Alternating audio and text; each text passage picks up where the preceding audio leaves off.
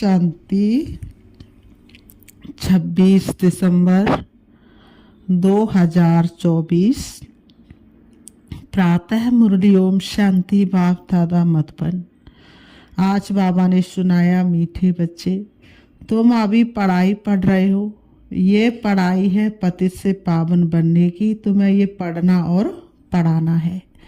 मीठे बच्चे तुम अभी ये पढ़ाई पढ़ रहे हो। ये पढ़ाई है पतित से पावन बनने की। तुम्हें ये पढ़ना और पढ़ाना है।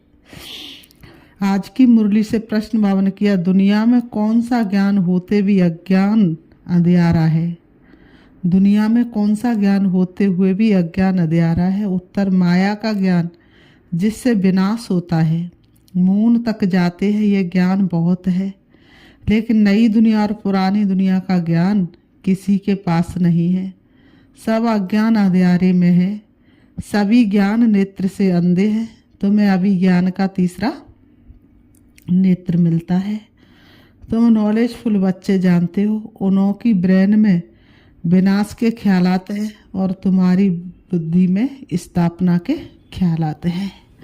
ओम शांति। बाप इस शरीर द्वारा समझाते हैं। इनको जीव कहा जाता है। इनमें आत्मा भी है और मैं भी इसमें आकर बैठता हूँ। ये तो पहले पहले पक्का होना चाहिए। इनको दादा कहा जाता है। मैं भी इसमें, बाबा ने कहा, इनको दादा कहा जाता है। ये निश्चय बच्चों को बहुत पक्का होना चाहिए। इस निश्चय में ही रमण करना है। बरोबर बाबा ने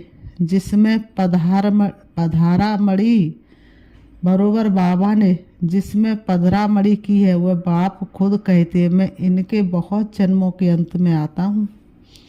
बाबा ने कहा, बच्चों को समझाया गया है। यह है सर्वशास्त्र शिरोमणि गीता का ज्ञान। श्रीमत अर्थात श्रेष्ठ मत। श्रेष्ठ श्रेष्ठ मत है एक भगवान की, जिसकी ही श्रेष्ठ मत से तुम देवता बनते हो। बाबा खुद कहते हैं, मैं आता ही तब हूँ जब तुम भ्रष्ट मत पर पतित बन जाते हो। मनुष्य से देवता बनने का अर्थ भी समझना है। बेकारी मनुष्य से निर्विकारी देवता बनाने बाप आते हैं। सतयुग में मनुष्य ही रहते हैं, परंतु दैवी गुण वाले। अभी कलयुग में है सभी आसुरी गुण वाले। मैं सारी मनुष्य सृष्टि, बाबा कहते हैं सारी मनुष्य सृष्टि, परंतु ये है ईश्वरी बुद्धि और वह है आसुरी बुद्धि। यह है ज्ञान, हुआ है भक्ति। ज्ञान और भक्ति अलग अलग है। बाबा कहते भक्ति के पुस्तक कितने ढेर के ढेर है, ज्ञान का पुस्तक एक है। एक ज्ञान सागर की पुस्तक एक ही होनी चाहिए। जो भी धर्म स्थापन करते उनका पुस्तक भी एक ही होता है, जिसको रिलीजियस बुक कहा जाता है। बाबा कहते पहली रिलीजियस बुक है क्या? बाबा ने कहा पहली रिलीजियस बुक कौन सी है? गीता। पहला आदि सनातन देवी देवता धर्म है, ना कि हिंदू धर्म। बाबा ने कहा पहला आदि सनातन देवी देवता धर्म है, ना कि हिंदू धर्म। मनुष्य समझते गीता से हिंदू धर्म स्थापन हुआ। गीता का ज्ञान श्री कृष्ण ने दिया। कब दिया? परंपरा से। बाबा ने कहा मनुष्य से पूछो कि गीता का ज्ञान श्री कृष्ण ने कब दिया, तो कहेंगी परंपरा से। कोई शास्त्र में से भगवान वास्तव है नहीं। तुम अभी समझते से गीता ज्ञान द्वारा ही मनुष्य से देवता बने हैं, जो बाप अभी हमें दे रहे हैं। इसको ही भारत का प्राचीन राजयोग कहा जाता है, जिस गीता में ही काहम महाशत्रु लिखा हुआ है। बाबा ने कहा इस शत्रु ने ही तुम्हें हार खिलाई है। बाप इस पर ही जीत पहना कर जगत जीत विश्व का मालिक बनाते हैं। बेहद का बाप बैठ इन द्वारा तुमको पढ़ाते हैं। वह है सभी आत्माओं का बाप। यह फिर है सभी मनुष्य आत्माओं का बेहद का बाप। नाम ही है प्रजापिता ब्रह्मा। तुम किससे पूछ सकते हो कि ब्रह्मा के बाप का नाम क्या है, तो मूझ पड़ेंगे। ब्रह्मा विष्णु शंकर इन तीनों का बाप कोई होगा ना। बाबा कहते ब्रह्मा विष्णु शंकर सूक्ष्म वतन में हैं देवताएं, उनके ऊपर है शिव।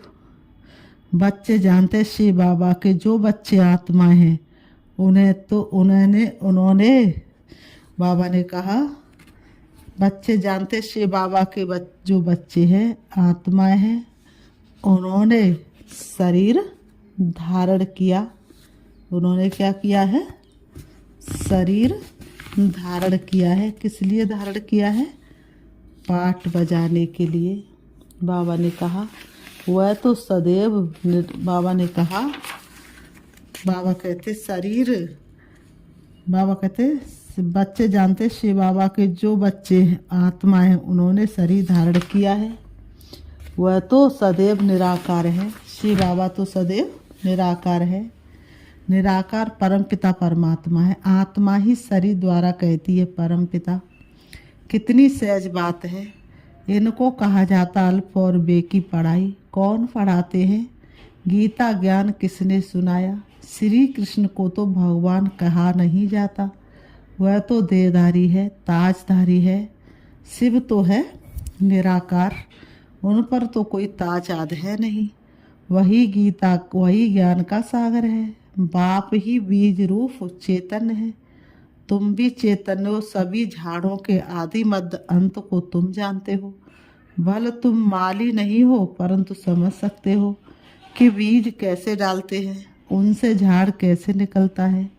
वह है जड़, ये है चैतन्य। आत्मा को चैतन्य कहा जाता है। तुम्हारी आत्मा में ही ज्ञान है और किसी आत्मा में ज्ञान हो नहीं सकता। तो बाप चेतन मनुष्य सृष्टि का बीज रूप है। ये चेतन क्रिएशन है। वह सभी है जड़ बीज। ऐसे नहीं कि जड़ बीज में कोई ज्ञान है। ये तो है चेतन बीज रूप।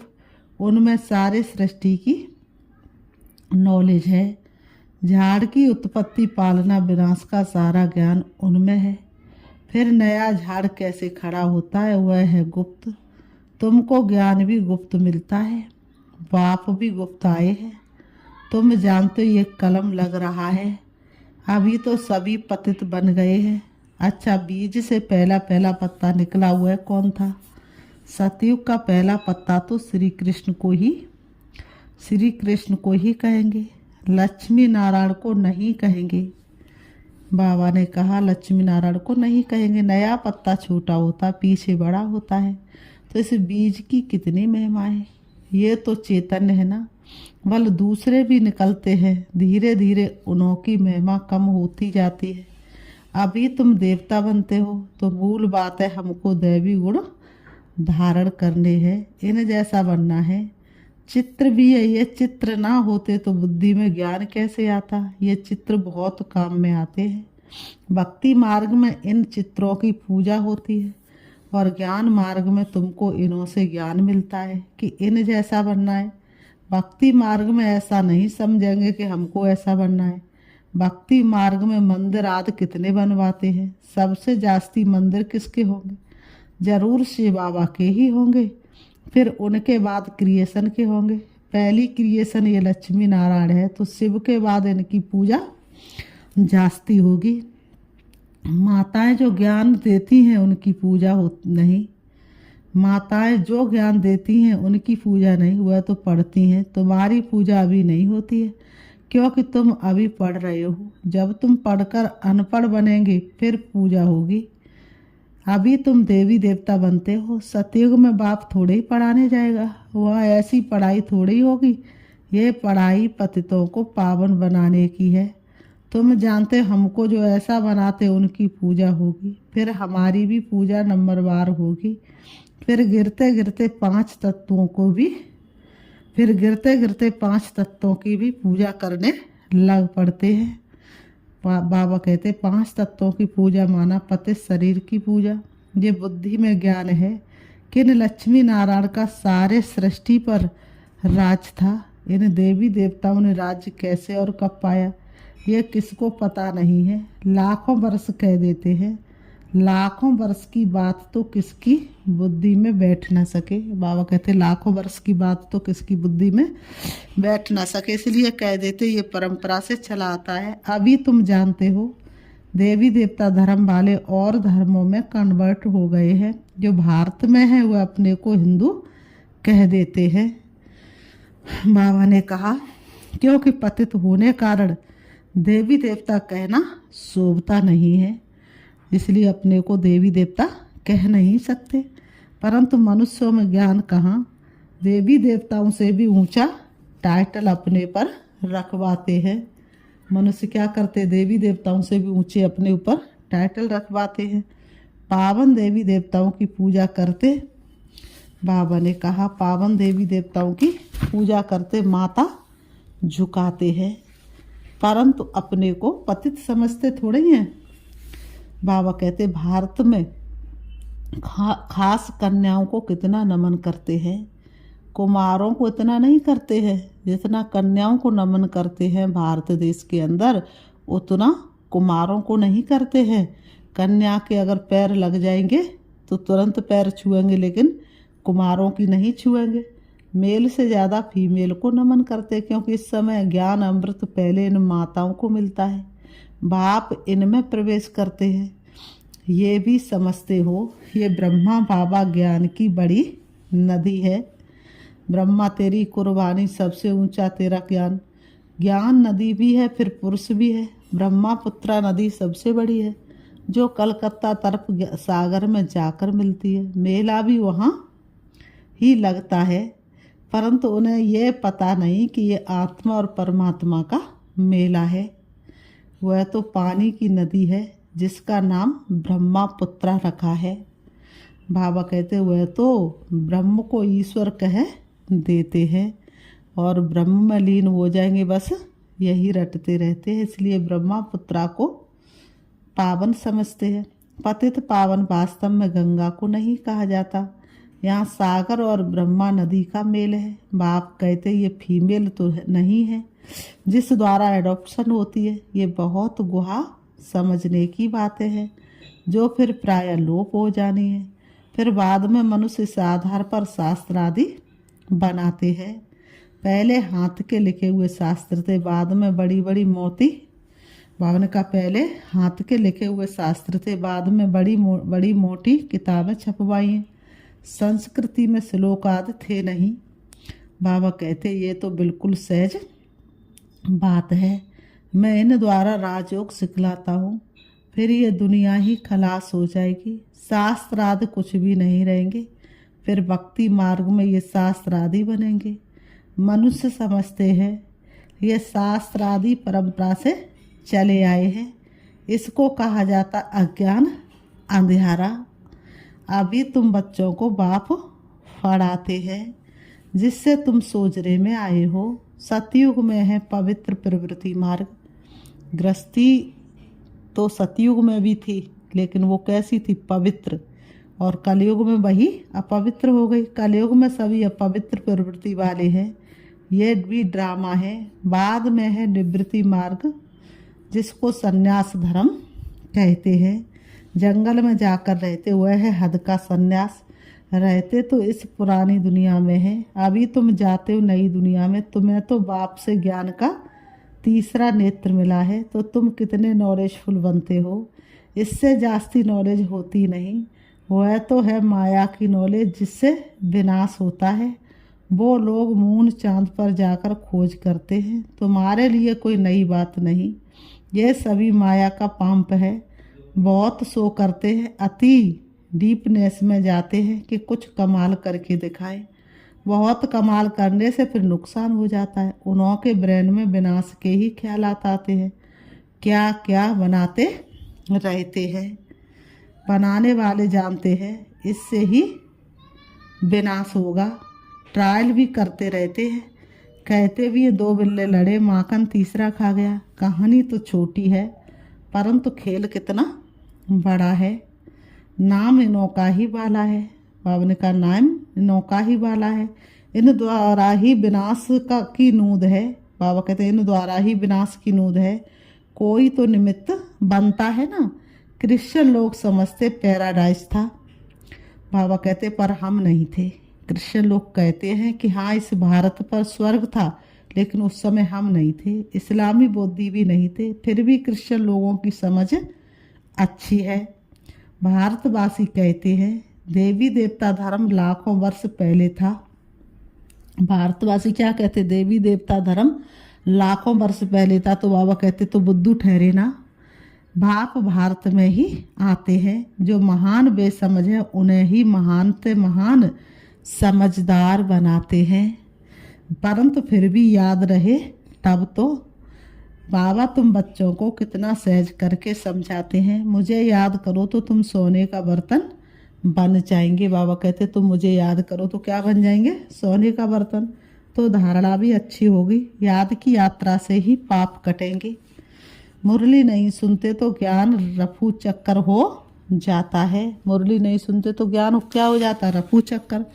बाप तो रहमदिल होने के नाते उठने की ही युक्ति बतलाते हैं। बाबा कहते हैं, बाबा तो बच्चों को आगे बढ़ाने की, उठने की कितनी युक्ति बतलाते हैं। बच्चे कैसे भी आगे बढ़े।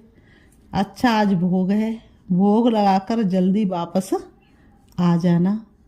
बाकी वैकुंठ में जाकर देवी देवताओं आदि का साक्षात्कार करना, ये सब फालतू है। साक्षात्कार करने से कोई विकर्म विनाश तो हो नहीं सकते।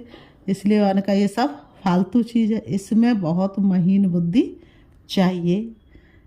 बाप इस रथ द्वारा कहते हैं, कौन से रथ के द्वारा, ब्रह्मा के रथ के द्वारा, मुझे याद करो, मैं ही पतित पावन तुम्हारा बाप हूँ।